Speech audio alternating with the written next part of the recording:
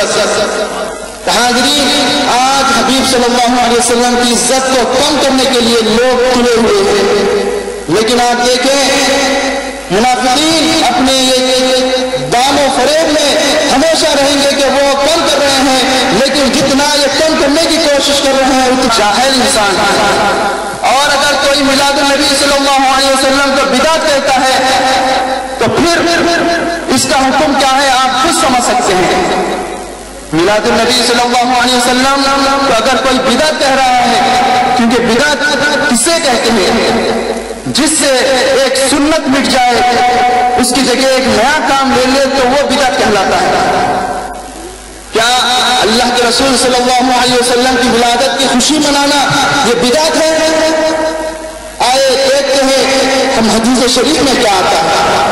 مسلم شریف جلد 1 صفحہ نمبر 368 حدیث شریف میں آتا ہے، ان ابی قتادہ رضی اللہ تعالی عنہ ان رسول اللہ صلی اللہ علیہ وسلم سئل عن صوم الاثنين فقال فيه ولدت وفيه انزل علي۔ ابو قتادہ رضی اللہ تعالیٰ سے روایت ہے کہ حدیث یاد رکھ لے 365 368 صفحہ نمبر۔ ابو قتادہ رضی اللہ تعالیٰ سے روایت ہے کہ اللہ کے رسول صلی اللہ علیہ وسلم سے دریافت کیا گیا، اے حبیب صلی اللہ علیہ وسلم اب ہر پیر کے دن روزہ کیوں رکھتے ہیں؟ آپ ہر پیر کے دن روزہ کیوں رکھتے ہیں؟ تو اللہ کے رسول صلی اللہ علیہ وسلم نے فرمایا فیہ ولدت، کیونکہ اس دن میں پیدا ہوا ہوں، وفیہ انزل علی، اسی دن مجھ پر قرآن کا نزول ہوا۔ حاضرین، مسلم شریف کی حدیث ہے، اگر کوئی دوسری کتاب کی ہوتی تو کہتے تھے کہ ضعیف حدیث ہے، یہ تو مسلم ہے اس کو تو ضعیف نہیں کہہ سکتے، لیکن کچھ بھی اس میں بھی تعمیلات کر سکتے ہیں کہ دیکھو روزہ رکھنے کا حکم ہے، خوشی منانے کا کہاں حکم دیا گیا ہے۔ حاضرین، آدمی کی جیسی فطرت ہوتی ہے، جیسی طبیعت ہوتی ہے، اس کو ہر چیز ویسی ہی نظر آتی ہے۔ اگر کسی کو عرفان ہو گیا ہے تو اس کو ہر چیز پیلی نظر آئے گی۔ اگر کوئی اپنی آنکھ پر گہرے کلر کا چشمہ لگا دیا تو اس کو ہر چیز دار گہری نظر آئے گی۔ اور اگر طبیعت میں خرابی ہے، جیسے کہ کسی کو شوگر ہے تو اس کے لیے شکر زہر ہوگی۔ کسی کو اگر شوگر ہے تو اس کے لیے شکر زہر ہے، لیکن عام آدمی کے لیے وہی چیز نعمت ہے۔ تو اپنی اپنی طبیعت کا فرق ہے، اپنی اپنی نظر کا فرق ہے۔ حدیث بولنے کے باوجود بھی اگر یہ کہیں کہ اس میں تو روزہ رکھنے کا حکم ہے، حکم تو نہیں دیا گیا بلکہ اللہ کے رسول صلی اللہ علیہ وسلم کی سنت بتائی گئی ہے۔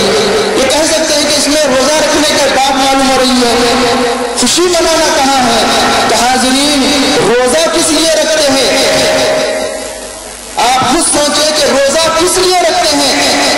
کیا کوئی برا کام ہونے کے اوپر ہم روزہ رکھتے ہیں، یا بلکہ یہ کہتے ہیں کہ یا اللہ اگر میرے سے یہ فلاں کام میرا بن جائے تو میں تیرے لیے روزہ رکھوں گا؟ روزہ کب رکھتے ہیں؟ کوئی نعمت ملنے کے اوپر ہی ہم روزہ رکھتے ہیں، کوئی بہترین کام ہم سے سرزد ہونے کے بعد ہی ہم روزہ رکھتے ہیں، کوئی چیز ہمیں ملنے کے بعد ہی ہم روزہ رکھتے ہیں۔ تو روزہ ہر خوشی کے بعد رکھتے ہیں، غم کے بعد نہیں رکھتے۔ تو یہ بیوقوفوں کا یہ بھی کہنا کہ آپ میلاد النبی کو مناتے ہیں، وفات النبی منانا چاہیے، یہ خود اس سے تردید ہو رہی ہے۔ حضور صلی اللہ علیہ وسلم اپنی پیدائش کے دن خوشی منا رہے ہیں اور روزہ رکھ رہے ہیں، تو اب یہ خوشی منانا یہ اللہ کے رسول صلی اللہ علیہ وسلم کی سنت ہے۔ اب اس کو اگر کوئی بدعت کہہ رہا ہے تو وہ سیدھا اللہ کے رسول صلی اللہ علیہ وسلم کے اوپر حملہ کر رہا ہے، ہمارے اور آپ کے اوپر نہیں، بلکہ نبی کی سنت کو بدل رہا ہے۔ بدعتی وہی ہے جو نبی کی سنت سے اعراض کرے، سنت کی جگہ ایک نئی چیز لا لے۔ تو ہم میلاد النبی منا کر کوئی نئی چیز نہیں کر رہے ہیں، بلکہ جو لوگ میلاد النبی کے مخالف ہے وہ بدعتی ہے، وہ جہنمی ہے۔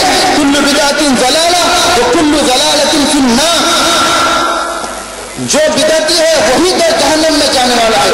اور اللہ کے رسول صلی اللہ علیہ وسلم فرماتے ہیں لا تجمع امتی علی الضلال، میری امت گمراہی پر جمع نہیں ہو سکتی۔ اب آپ دیکھ لیں نبی سے لے کر آج تک تمام امت مسلمہ میلاد النبی صلی اللہ علیہ وسلم منانے کے اوپر متفق ہے۔ میں یہ ایسے ہی نہیں کہہ رہا ہوں، بلکہ ابن حجر شافعی فرماتے ہیں، ابو بکر صدیق رضی اللہ تعالیٰ عنہ فرماتے ہیں، من انفق درہما علی قراءۃ مولد النبی صلی اللہ علیہ وسلم کان رفیقی فی الجنہ۔ ابو بکر صدیق رضی اللہ تعالیٰ عنہ کون ہے؟ صحابہ میں کیا تمام انبیاء کے بعد جس کا درجہ ہے وہ ابو بکر صدیق رضی اللہ تعالیٰ عنہ۔ نبیوں کے بعد اگر کسی انسان کا درجہ ہے تو وہ ابو بکر صدیق رضی اللہ تعالیٰ عنہ کا درجہ ہے۔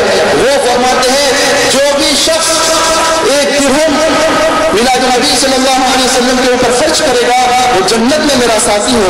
نعرہ تکبیر، نعرہ تکبیر، نعرہ رسالت، علماء اہل سنت۔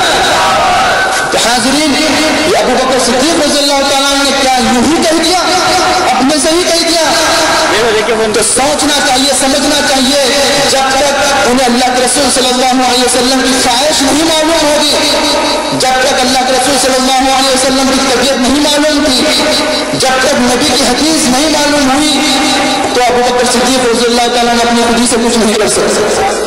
انہوں نے جب کہا ہے تو یہ جان کر ہی کہا ہے کہ اس سے نبی خوش ہوتے ہیں، میلاد النبی منانے سے نبی خوش ہوتے ہیں، نبی کی یہی پسند ہے، نبی کی یہی خواہش ہے۔ اسی لیے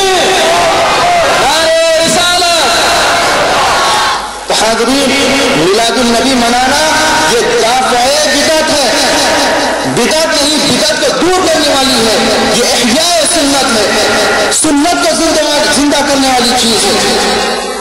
بدعت تو وہ منا رہے ہیں جو نبی کی مخالفت میں جلسہ کرتے ہیں، یہ بھی بات قابل